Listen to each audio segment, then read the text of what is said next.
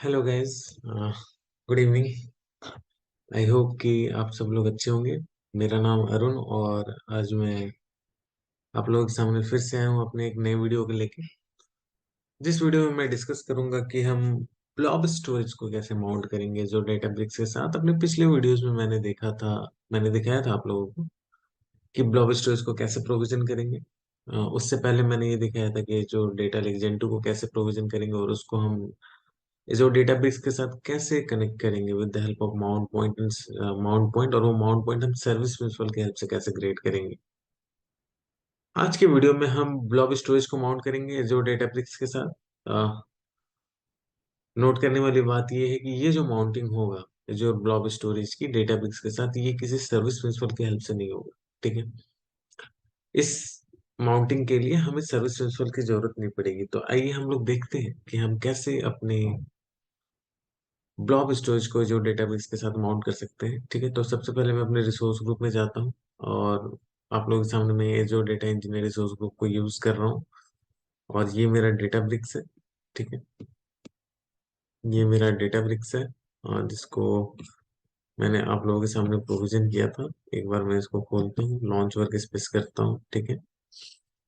और launch work space करने के बाद मैं इसके क्लस्टर को ऑन करूंगा। ठीक है। क्लस्टर अगर बंद होगा तो, अगर स्टार्ट होगा तो अच्छी बात है। एक बार देखते हैं। ओके, क्लस्टर यहाँ पे बंद पड़ा हुआ है तो इसको मैं जो है स्टार्ट करता हूँ। ठीक है। इस क्लस्टर को मैं ऑन कर रहा हूँ और ऑन होने में थोड़ा सा टाइम लगता है। इसको ऑन होने देते हैं इस क्लस्टर को, और मैं अपने एक नोटबुक में जाता हूँ और यहाँ पे एक कन्फिग नाम का टेबल फाइल मैंने बनाया था। इस कन्फिग के अंदर अगर आपको याद होगा तो मैंने कोड लिखा था, how to create mount point from Databricks to ADLS Gen 2। ठीक है। आज जो है हम कुछ दूसरा कोड लिखेंगे। ठीक है। फिर से मैं एक कन्फिग फाइल बना देता हूँ सेपरेट। ठीक है, ताकि आप लोगों के अंदर क्लैरिटी रहे कि मैं क्या कर रहा हूँ। ठीक है। एक कॉन्फ़िगरेशन फाइल बनाता हूँ मैं। ठीक है। और यहाँ पे मैं लिखता हूँ ब्लॉब माउंट। ठीक है। ब्लॉब स्टोरेज का मैं माउंट कर रहा हूँ यहाँ पे। इस नोटबुक के अंदर मैं ब्लॉब स्टोरेज को माउंट करने के लिए कोड लिखूंगा। ठीक है। तो मैंने एक नोटबुक क्रिएट किया और इस नोटबुक के अंदर मैं ब्लॉब स्टोरेज को माउंट करने का कोड लिखूंगा, और तब मैं ये देख लेता हूँ कि मेरा जो है क्लस्टर स्टार्ट हुआ है कि नहीं। अभी स्टार्ट हो रहा है, टाइम लग रहा है। तब तक मैं उस कोड को कॉपी कर लेता हूँ जिस कोड की हेल्प से मैं माउंट करूंगा। ठीक है। तो मेरे पास ब्लॉब स्टोरेज को माउंट करने के लिए कोड अलग है। ठीक है। और डेटाबेस के अंदर उस कोड को हम देखते हैं कि वो कोड कौन सा है। ठीक है।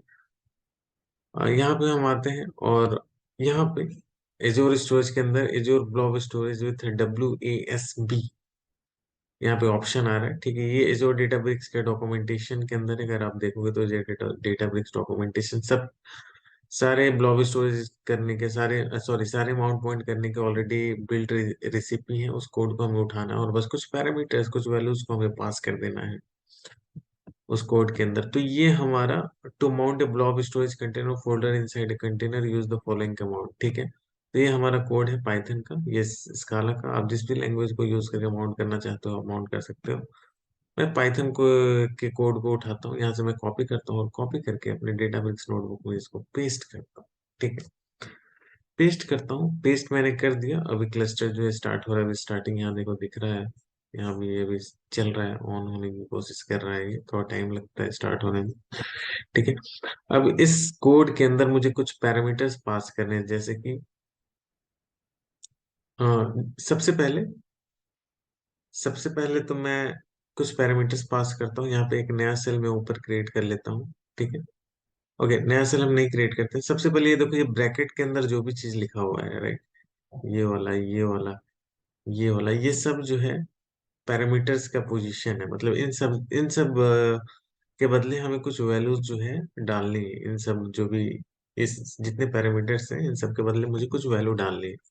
तो सबसे पहला पैरामीटर है container name and storage account name. ठीक है। ये दो पैरामीटर हमें पास करने हैं। तो सबसे पहले मैं अपने ब्लॉब स्टोरेज को ओपन करता हूँ और मैं आपको दिखा देता हूँ कि ब्लॉब स्टोरेज के अंदर मैंने आप लोगों के सामने मैंने एक ब्लॉब स्टोरेज क्रिएट किया था। वो ये था AD ब्लॉब स्टोरेज 1। ठीक है।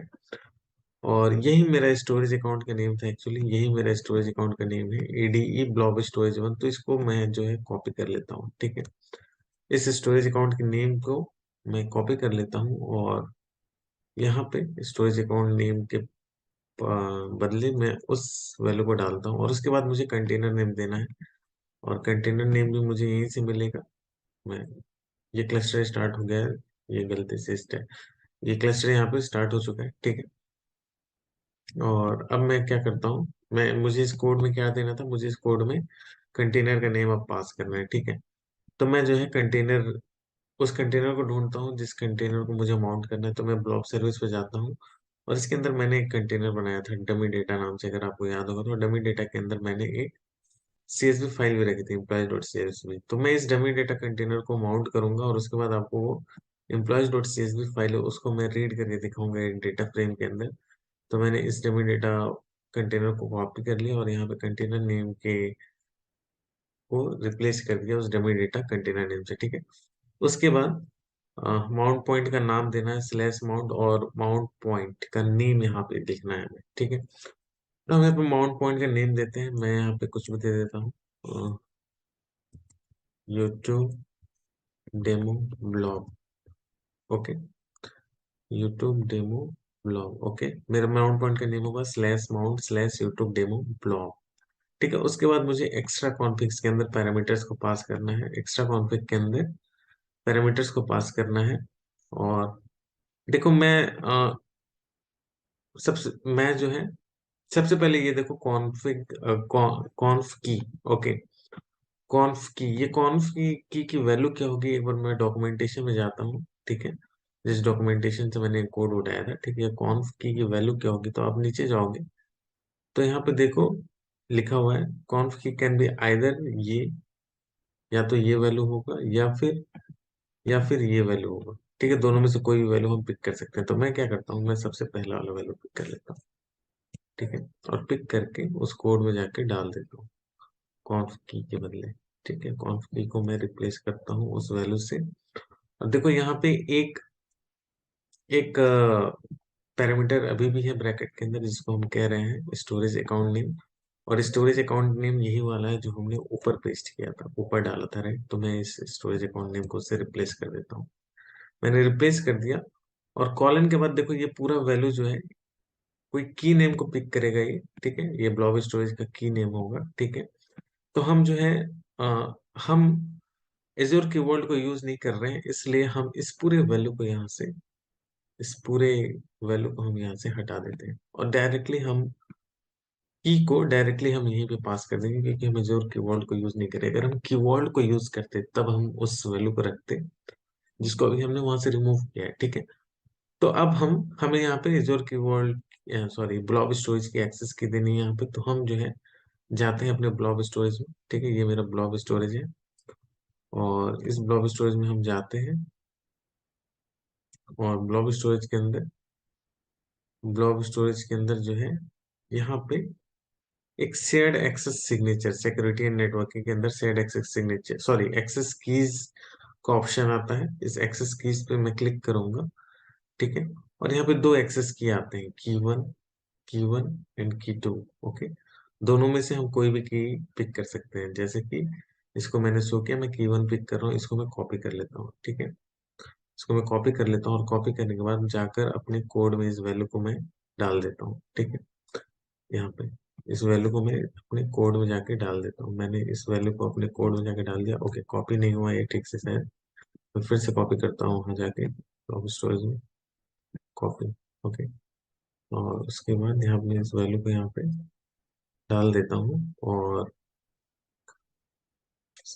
कोट्स के अंदर मैं डालता हूँ इस वैल्यू को, ठीक है। और अब मैंने इस वैल्यू को यहाँ पे डाल दिया है। अब मैं इस कोड को रन करता हूँ, और ये कोड अभी रन हो रहा है, कोड अभी रन हो रहा है, मतलब माउंट अभी हो रहा है, इन प्रोसेस है, थोड़ा सा टाइम लगता है, ठीक है। और माउंट जब हो जाएगा तो मैं इस माउंट पॉइंट की हेल्प से, ये जो मैं लिख रहा हूँ यहाँ पे, इस माउंट पॉइंट की हेल्प से मैं इस लोकेशन को एक्सेस कर पाऊंगा, ठीक है। इस लोकेशन को एक्सेस कर पाऊंगा, ये डमी डेटा तक मैं एक्सेस कर पाऊंगा। ठीक है, डमी डेटा पाथ तक, डमी डेटा कंटेनर तक मैं एक्सेस कर पाऊंगा, और उसके बाद मैं उसके अंदर की फाइल को एक्सेस कर पाऊंगा, मैं जब फाइल का नाम मेंशन करूंगा। ठीक है, तो ये रन हो गया है, ये रन हो गया है। एक बार मैं आपको चेक करके दिखा देता हूँ कि ये कमांड जो मेरा जो है माउंटिंग सक्सेसफुल है। मैं एक कोड लिखता हूँ dbutils.fs.ls। ठीक है, और इसके अंदर मैं इस माउंट पॉइंट को डालता हूँ। अगर माउंटिंग सक्सेसफुल होगा तो इस फोल्डर के अंदर, इस कंटेनर के अंदर, ये वाला जो कंटेनर है मेरा डमी डेटा, इस कंटेनर के अंदर जो भी फाइल्स होंगी वो सारी फाइल्स यहाँ पे लिस्ट डाउन होंगी। ठीक है, मैं इसको रन करता हूँ, देखो यहाँ पे लिस्ट डाउन होगी कि एम्प्लॉय डॉट सीएसवी फाइल इसके अंदर एग्जिस्ट करता है। ठीक है, मतलब एम्प्लॉय डॉट सीएसवी फाइल का पाथ जो है ये वाला है। तो इस पाथ को यूज करके मैं एम्प्लॉय डॉट सीएसवी फाइल को यूज रीड कर सकता हूँ। तो मैं लिखता हूँ एक डेटा फ्रेम में, इस डेटा को रीड करता हूँ, DF spark dot read dot format. Okay, format क्या है इस फाइल का? इस फाइल का फॉर्मेट है सीएसवी। ओके, और डॉट ऑप्शंस, ऑप्शंस के अंदर मैं डाल देता हूँ header is equal to true, infer schema is equal to, infer schema, infer schema करने से कॉलम्स के जो डेटा टाइप्स है उसको वो डिटेक्ट कर लेगा हमारा data frame. Infer schema is equal to true dot load. Okay, और इसके अंदर क्या करता हूँ, मैं इस पाथ को डाल देता हूँ, इस पूरे पाथ को। ओके, अब मैं इस कमांड को रन करता हूँ, और रन करते ही देखो ये पूरा डेटा जो एम्प्लॉयज डॉट सीएसवी फाइल में था ये एक डेटा फ्रेम के अंदर रीड हो गया है डीएफ एम्प्लॉयज के अंदर। अब एक बार मैं देख लेता हूँ कि क्या मेरे इस डेटा फ्रेम के अंदर मेरा वो डेटा फ्रेम आ रहा है कि नहीं आ रहा है। ओके, इस डेटा फ्रेम के अंदर मेरा वो डेटा डेटा जो है वो आ रहा है कि नहीं आ रहा है। ठीक है, ओके, मैंने रन कर दिया, देखो कितना ब्यूटीफुल ये पूरा का पूरा डेटा दिख रहा है। जितना भी डेटा डेटा था उस डेटा, उस सीएसवी फाइल के अंदर, एम्प्लॉयज डॉट सीएसवी फाइल के अंदर वो पूरा का पूरा डेटा एक डेटा फ्रेम डीएफ एम्प्लॉयज के अंदर जो है वो सारे रिकॉर्ड्स आ चुके हैं। ओके, तो इस वीडियो में इतना ही।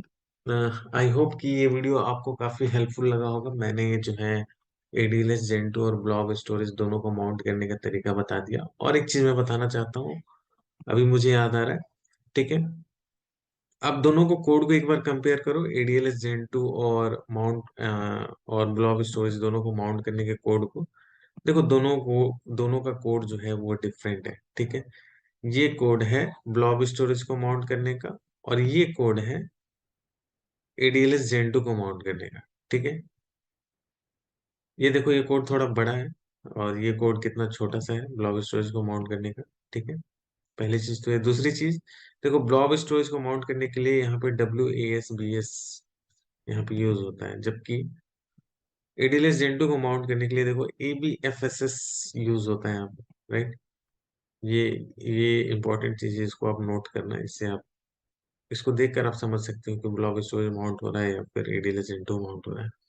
ठीक है, आई होप कि ये वीडियो आपको काफी पसंद आया होगा। ठीक है, काफी हेल्पफुल होगा। मैं ऐसे ही करके धीरे धीरे करके सारी चीजों को धीरे धीरे बताते चलूंगा। अगर आप मेरे साथ मेरे यूट्यूब चैनल पे कनेक्टेड रहें तो और भी आपको बहुत सारे वीडियो देखने को मिलेंगे। ठीक है, और आई होप कि ये वीडियो आपको काफी हेल्पफुल रहा होगा। और अगर आप मेरे साथ और कनेक्ट होना चाहते हैं तो इस वीडियो के मैं कमेंट सेक्शन में अपना लिंक्डइन प्रोफाइल का लिंक डालूंगा। आप मुझसे लिंक्डइन पे कनेक्ट हो सकते हैं। अगर आपको कोई डाउट है तो हम बातचीत भी कर सकते हैं। Thank you so much. Good night to all of you.